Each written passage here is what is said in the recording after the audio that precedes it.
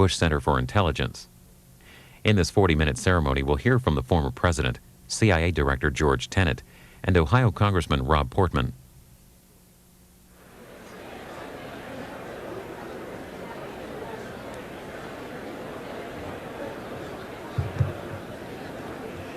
Ladies and gentlemen, please welcome the 41st President of the United States, the Honorable George Bush and Mrs. Barbara Bush, accompanied by Director of Central Intelligence George Tenet and Mrs. Tenet, Deputy Director General John Gordon and Mrs. Gordon, the Honorable Rob Portman, Representative from Ohio, and Mrs. Portman.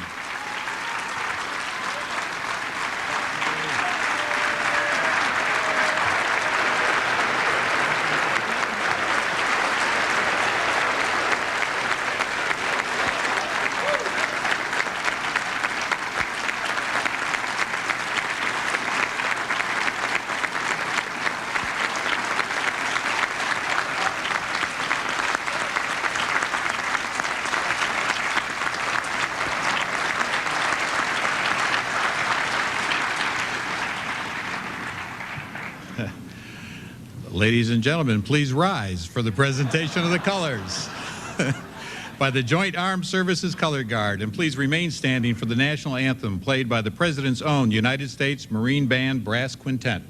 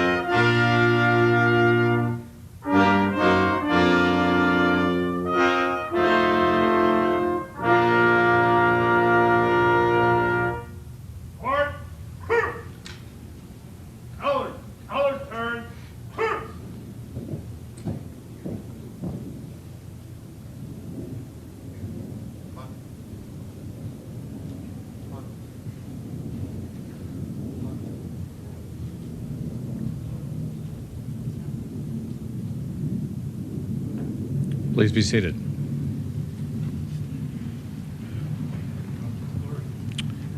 Good morning. On behalf of Director Tenet, Deputy Director Gordon, and the men and women of CIA, it's my distinct honor to welcome President and Mrs. Bush, members of the Bush family, and our other distinguished guests to the dedication of the George Bush Center for Intelligence.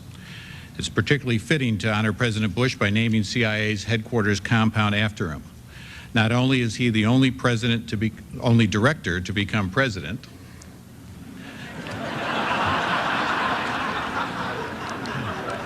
so far,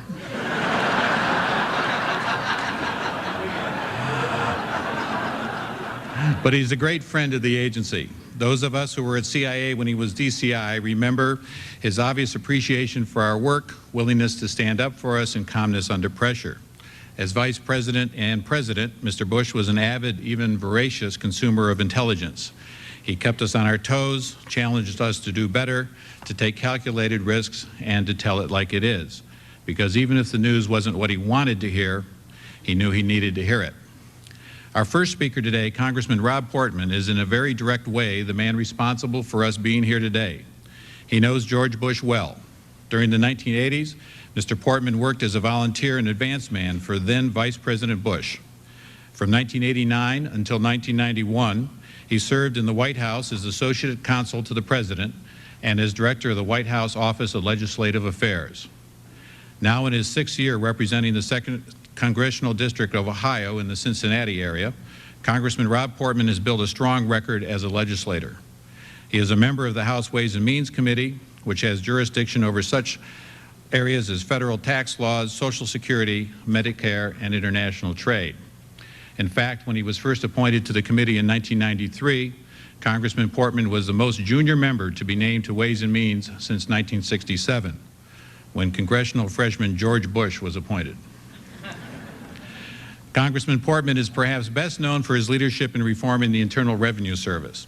He and Senator Bob Carey served as co-chairman of the year-long National Commission on Restructuring the IRS, which led to comprehensive reforms that became law last summer. Among the legislative successes of which Congressman Portman is most proud is his bill to name the CIA headquarters compound as the George Bush Center for Intelligence. During the House floor debate before passage of this legislation, Congressman Portman put it well when he said, "Honesty, integrity, responsibility, and patriotism is the Bush legacy and the example he set for all of us. The Bush Center designation provides the appropriate national recognition for the service of this American hero." Ladies and gentlemen, please welcome the sponsor of the legislation to designate the George Bush Center for Intelligence, Congressman Rob Portman.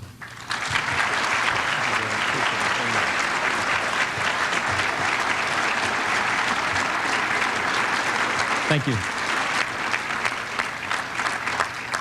Thank you, Dave, very much for that kind introduction. I was very honored to be able to participate in this wonderful tribute to our 41st president today, and I know how the men and women of the Central Intelligence Agency, many of whom are with us here today, feel about it. Just this past weekend in my hometown newspaper, in fact, a CIA official was quoted as saying and speculating as to what kind of response President Bush would receive today, "It will be like Elvis has returned."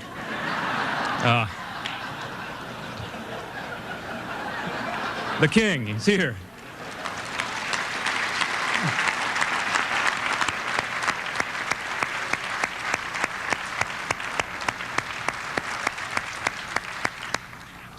Based on that reception, I think it's even bigger than Elvis.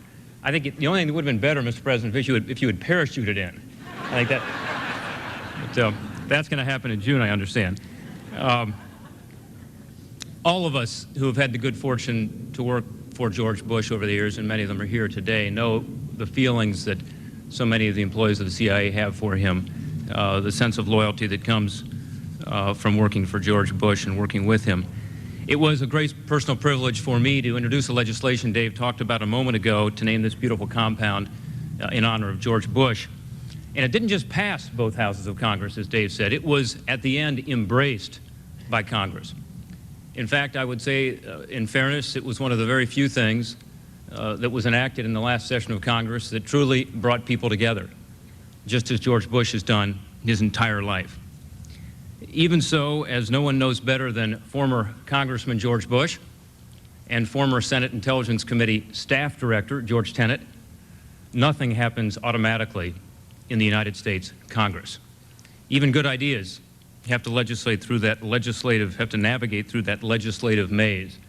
And luckily in this case, we had a very strong team at the helm, many of whom are here today.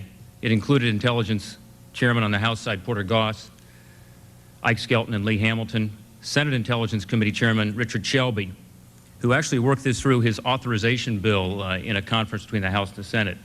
See Senator Shelby here in the front row this morning. Congressman Norm Dix and Bob Carey, the ranking members of the Intelligence Committee, Congressman Jim Moran and Frank Wolf, who represent this area, and so many other members, so many of whom are here with us today. I'd like to ask that every member of Congress who is here, all of whom assisted in this effort, and all of whom strongly support the mission of this agency, if you all would please stand for proper recognition.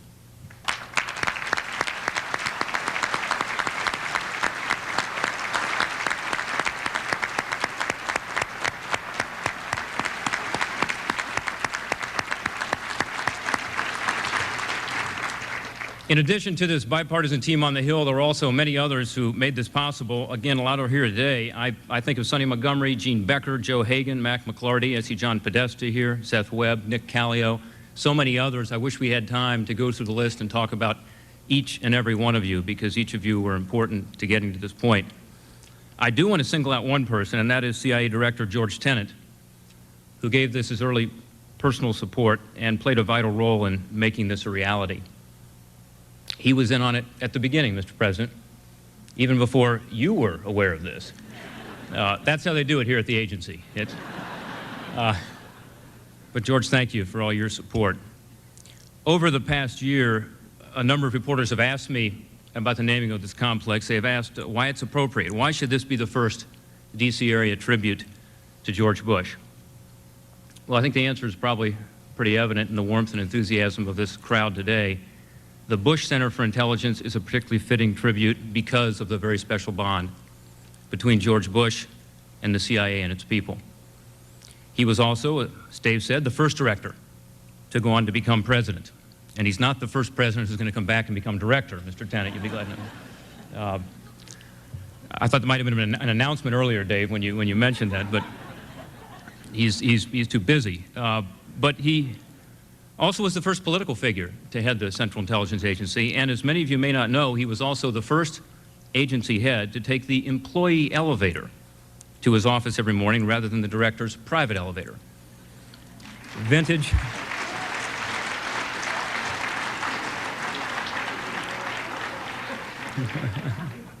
Vintage George Bush. And I think one small example of why during his tenure the then beleaguered men and women of the agency felt they had a friend and a supporter at the very top and began to hold their heads a little higher. I think the extraordinary leadership Director George Bush demonstrated during a difficult time in the agency's history is pretty well documented. And many of you know his high regard for the intelligence gathering capability of the CIA and its importance in conducting foreign policy. This high regard has been demonstrated by an unprecedented regular intelligence briefing he insisted on, first as Vice President, then as President, and now as a former President who continues to be sought after by our leadership on matters of foreign affairs. What is perhaps less well known is the personal importance which George Bush attaches to his service here at the agency. As many of the Bush friends, family, and fellow staff members know well, George Bush has reserved a warm place in his heart for this agency and its people. There are also broader reasons why this tribute is so well deserved. Throughout his remarkable career, George Bush exemplified the highest values and principles of public service. I'm proud to count myself among those many young people who learned from his example that honor, decency, and integrity are not only consistent with public service, but essential to it. In his wonderful new book, The Greatest Generation, Tom Brokaw summed up the Bush legacy.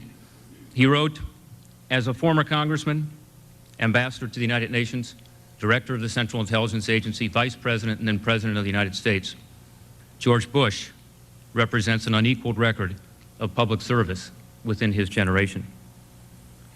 Ladies and gentlemen, it's for all these reasons that the naming of this impressive compound in honor of George Bush is so appropriate. Congratulations, Mr. President.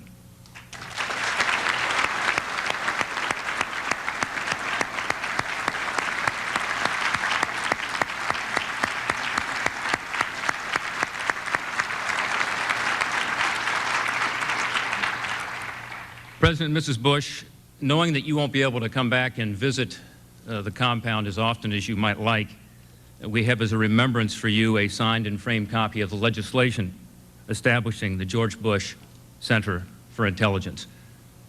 Mr. President, if you'd like to come forward, I'd like to present it to you.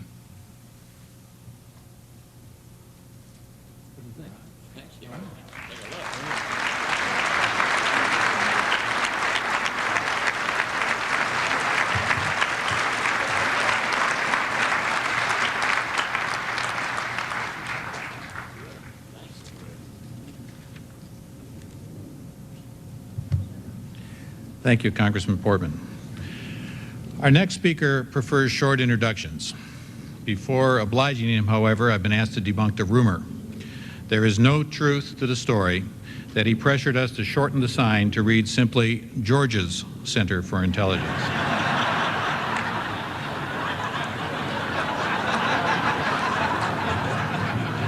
Ladies and gentlemen, the 18th Director of Central Intelligence, George J. Tenet.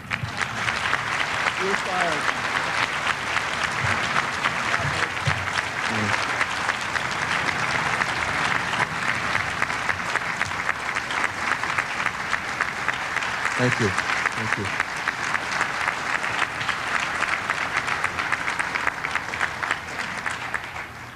Good morning.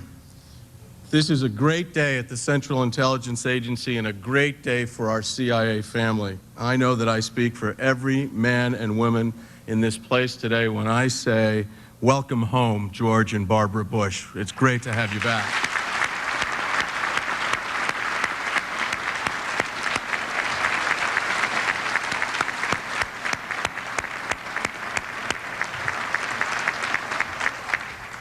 Mrs. Bush, in your autobiography, you tell a wonderful story about your husband. A reporter once asked him what he considered to be his greatest accomplishment. In the seconds before the president answered, you tried to guess what he might say.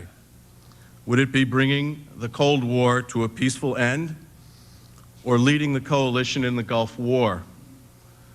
But the president replied, our kids still come home. Mr. President, we hope that you and Mrs. Bush will always come home to visit us at CIA. We considered it an honor to have our complex named after you, and we will do all that we can to make you and our wonderful country proud of us. We are deeply proud that you are part of our CIA family. As you know, the sense of family here is very, very strong. We care about each other. We take care of each other. We are part of a community that pulls together in times of crisis and sorrow and celebrates together in times of joy, as we are doing here today.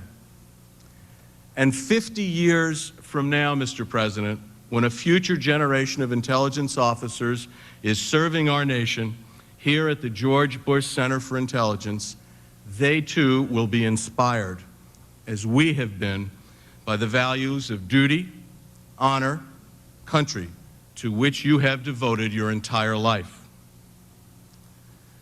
I would now like to read to you a very special letter of congratulations. It says, Dear George, it really is a terrific name. You ought to think about this. Terrific name. I want to join the men and women of the intelligence community and all Americans in saluting you as our nation designates the Central Intelligence Agency complex as the George Bush Center for Intelligence. When you assumed your duties as Director of Central Intelligence in January of 1976, the nation had just endured one of the most tumultuous periods in history. Many Americans had lost faith in government. Many asked whether the CIA should continue to exist. As Director, you accomplished a great deal. You restored morale and discipline to the agency while publicly emphasizing the value of intelligence to the nation's security. You also restored America's trust in the CIA and the rest of the intelligence community. Of course, we honor you today for more than your tenure as director. In your lifetime of service to America, you served not only as the head of the intelligence community, but also as president, as the nation's chief intelligence consumer. As president, you stood for American leadership around the world, leadership for freedom and democracy, peace and prosperity. As you know, in my time as president, I have turned to you more than once for your wise counsel, and I have benefited greatly from it. And I have been well served by the talented and dedicated men and women who make up the intelligence community that you did so much to preserve and to strengthen. On behalf of all Americans, I want to thank you for your patriotism and leadership, and I want to convey to you my warmest congratulations on receiving this fitting tribute. Sincerely, Bill Clinton, President of the United States.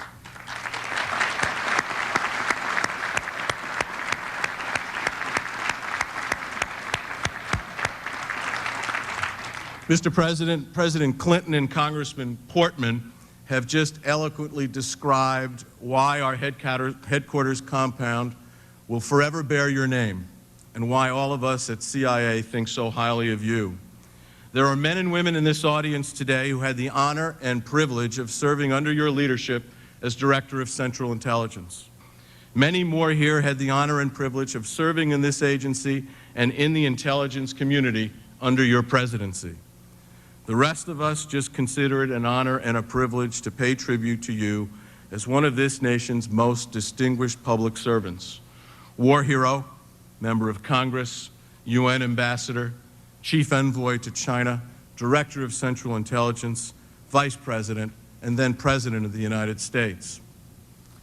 When we first learned about Mr. Portman's initiative, the gesture seemed so fitting to us, and not just because you were the only DCI to become president, but for so many other reasons as well.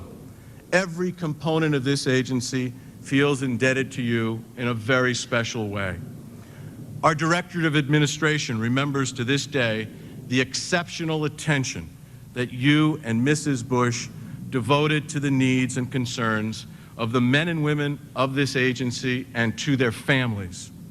Never has a DCI written so many thank you notes to his employees, never. Your belief in the fundamental importance of our work never faltered.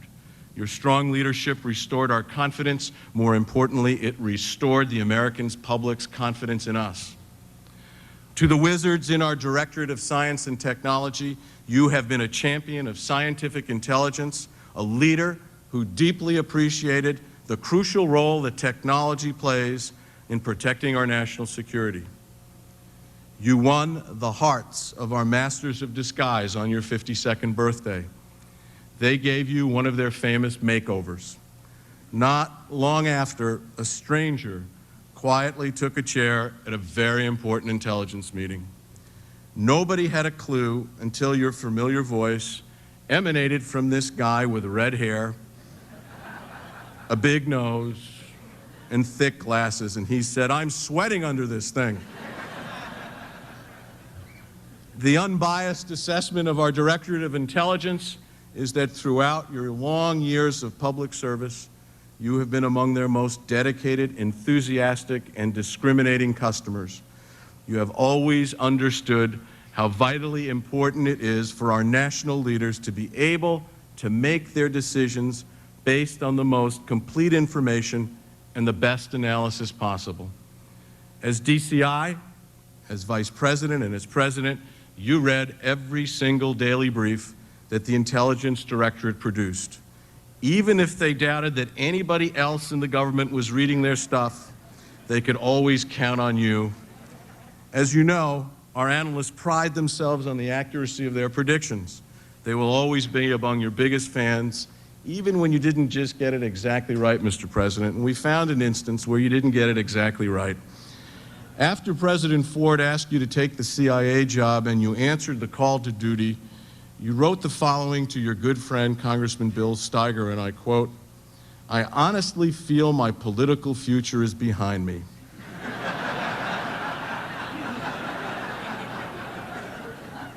But hell, I'm 51, and this new one gives me a chance to really contribute. Mr. President, you blew it. You blew it big time. Last but not least, you have the undying respect of the fearless officers in our Directorate of Operations.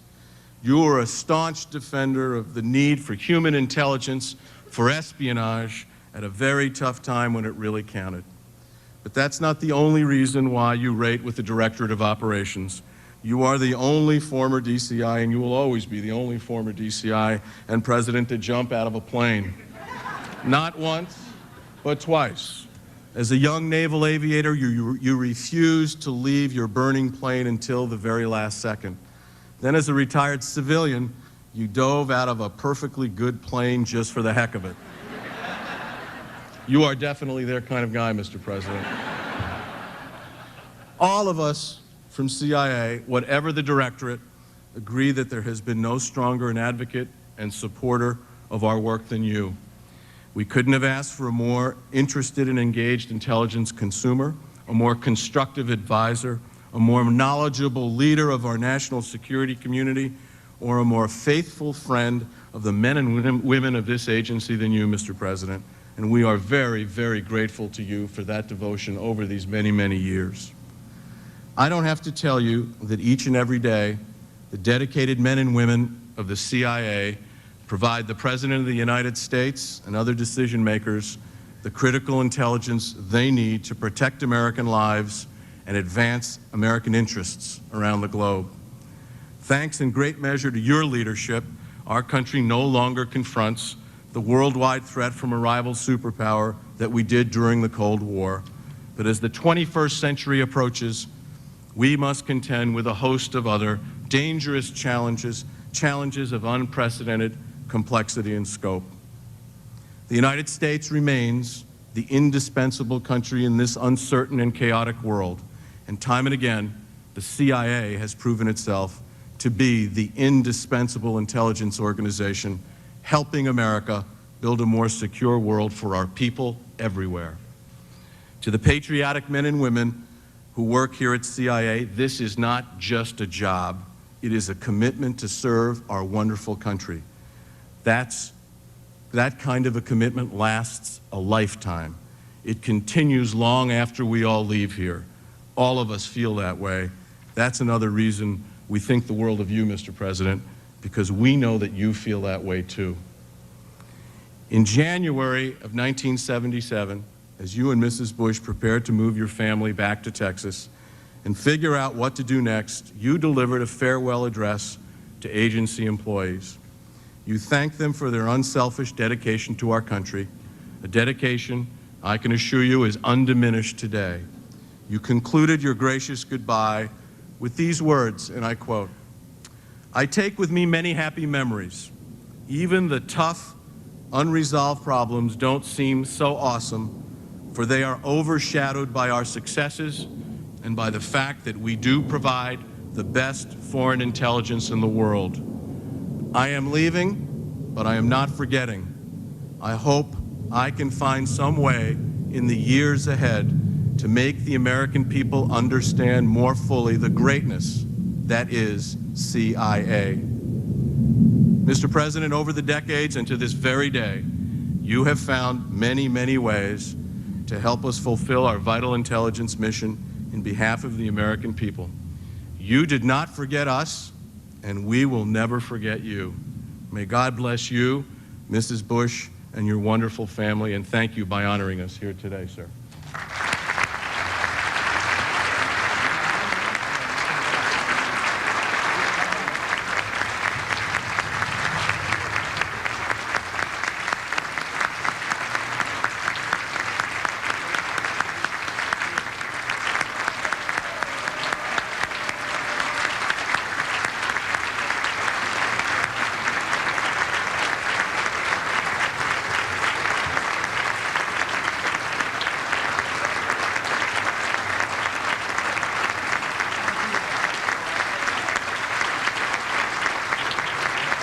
Mr. President.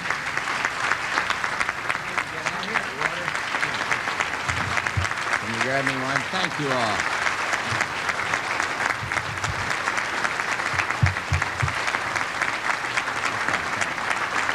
Thank you all very much. Director, thank you.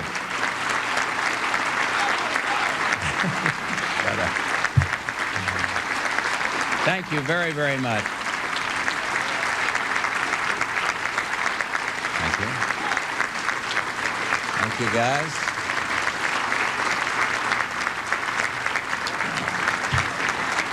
That's enough. Thank you. Thank you all very, very much. Director, thank you for those overly kind remarks.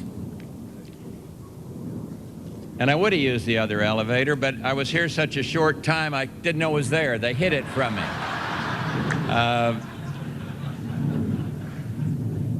Let me thank the great team that we have running CIA. I think all the former directors here, and there are several, people that led this marvelous agency would agree that in George Tenet we have one of the very, very best. And I'm so pleased to be introduced by you and so pleased with your role here.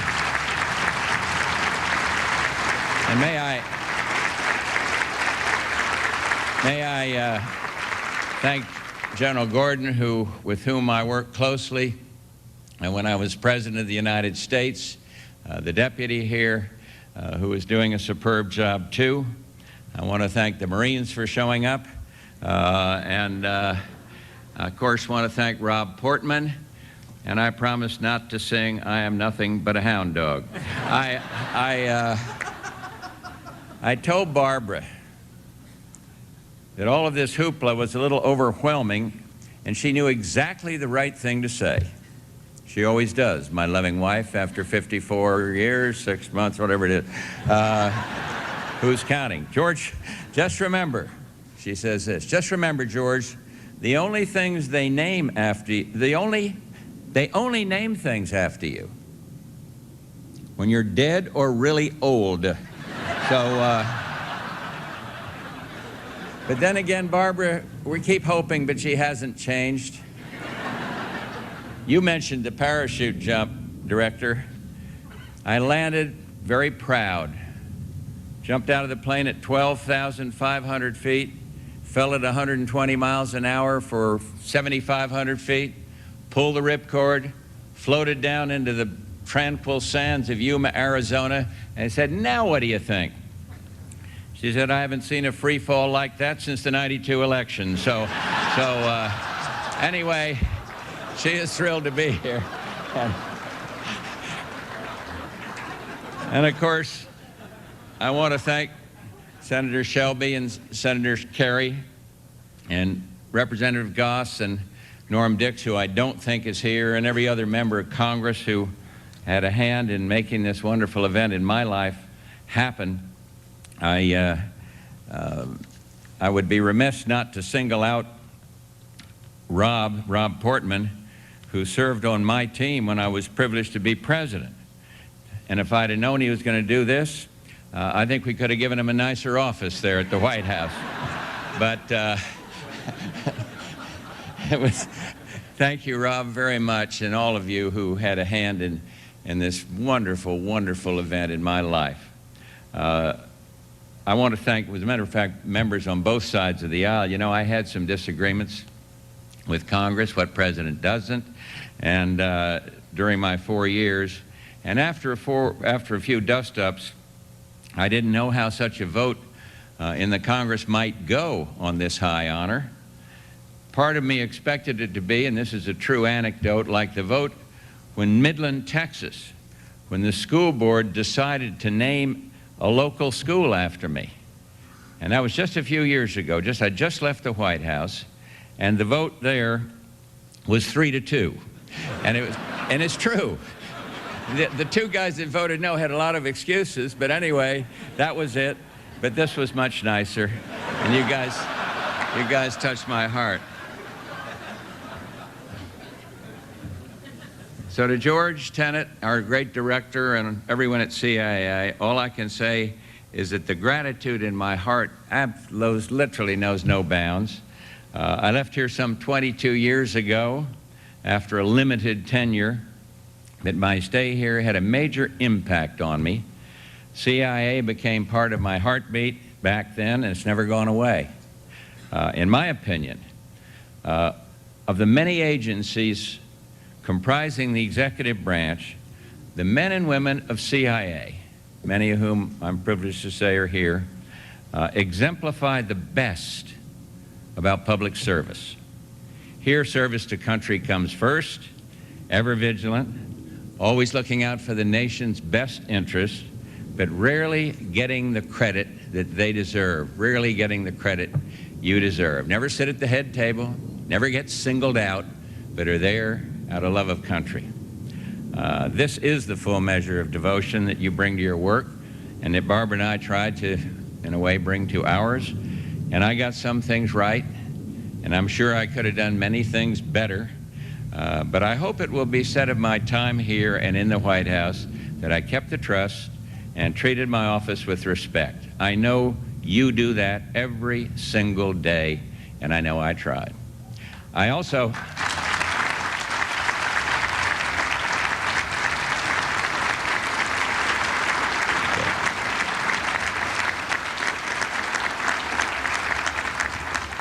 know that I walked in here 24 years ago untutored in the arts of intelligence. I see my first deputy, Dick Walter, sitting there. He will certainly attest to that. And he helped me. And you had every reason to be suspicious of this untutored outsider who had, though I came out of a non-political post in China, had spent a lot of my time in partisan politics. And I understood the anxiety and concerns on Capitol Hill about that. But this agency gave me their trust from day one. And your mission is different now than it was back then. The Soviet Union is no more. And some people think, well, what do we need intelligence for? And my answer to that is we got plenty of enemies abound, unpredictable leaders willing to export instability or to commit crimes against humanity, proliferation of weapons of mass destruction, terrorism, narco-trafficking, people killing each other, fundamentalists killing each other in the name of God. These and more, many more, as our analysts know, as our collectors of intelligence know, are our enemies. And to combat them, we need more intelligence, not less. And we need more human intelligence. And that means we need more protection for the methods we use to gather intelligence and more protection for our sources, particularly our human sources, people that are risking their lives for their country. I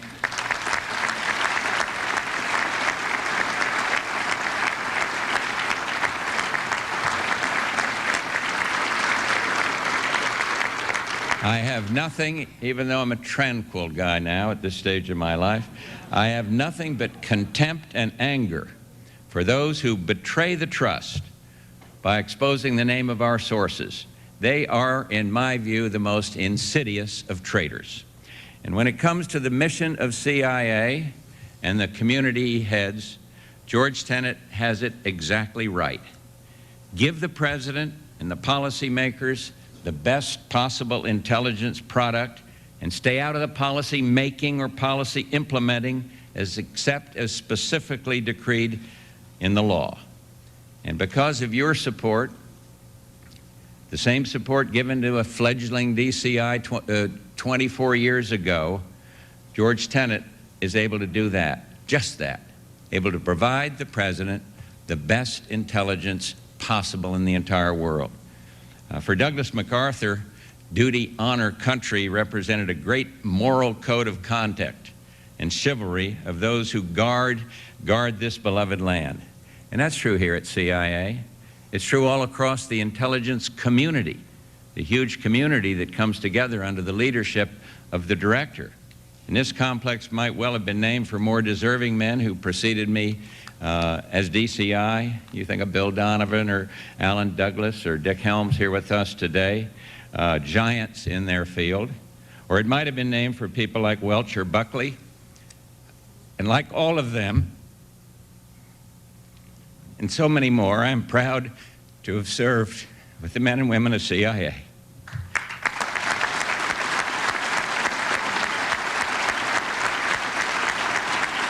You know,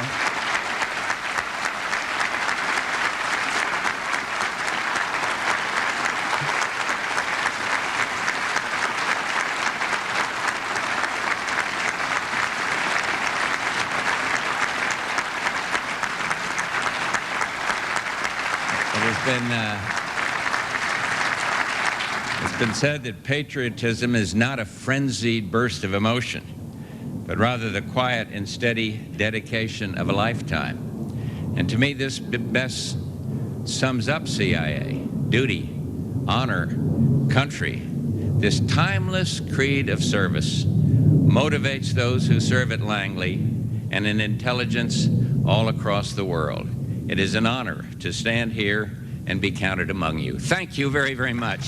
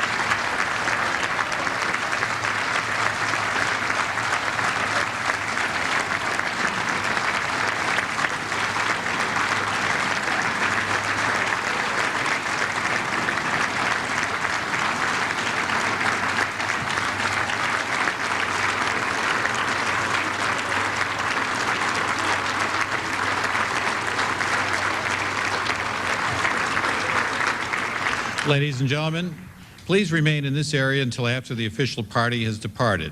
Official guests with the blue border special event badges are invited to attend a reception for President and Mrs. Bush in the building lobby. Agency employees will have an opportunity to greet President Bush during his walk through the building. Please consult your schedules for the time and places. Ladies and gentlemen, this concludes our ceremony. Thank you.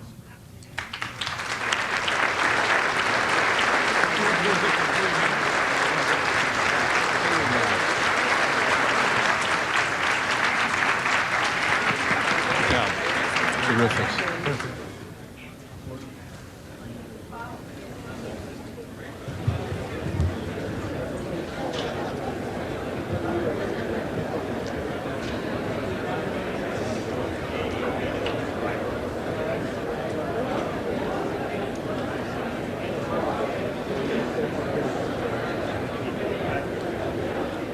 Coming up, a news conference on how the electric utilities industry is preparing for the year 2000. And at 8 p.m., today's briefings on the military operations.